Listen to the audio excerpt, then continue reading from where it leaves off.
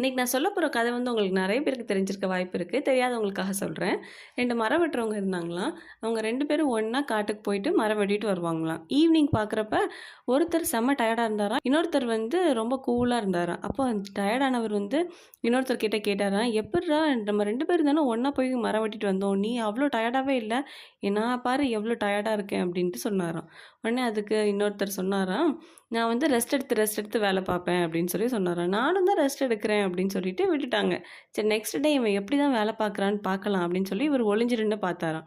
அப்போ நல்ல மரம் வெட்டிட்டு இவரு ரெஸ்ட் எடுக்கிற டைம்ல தூங்கி ரெஸ்ட் எடுக்காம தன்னோட கத்திய நல்லா தீட்டியிருக்காரு. அது எவ்வளோ தீட்ட முடியுமோ அவ்வளோ தீட்டி நல்லா ஷார்ப்பா வச்சுக்கிட்டாரு. அப்பதான் மரம் ஈஸியா வெட்டலாம் அப்படின்னு. அந்த மாதிரி தான் நம்ம வாழ்க்கையில நம்மகிட்ட நெறைய ரெஸ்ட் எடுக்கிற டைம் இருக்கும். அந்த ரெஸ்ட் எடுக்கிற டைம்ல நம்ம என்னென்ன வேலைகள்லாம் செஞ்சா நம்மளோட வேலைகள் ஈஸியா முடியும் அப்படிங்கிற வீடியோ மேல குடுத்துருக்கேன். நீங்க ரெஸ்ட் எடுக்கிற டைம்ல அந்த வீடியோவ செக் பண்ணி பாருங்க. பாய்.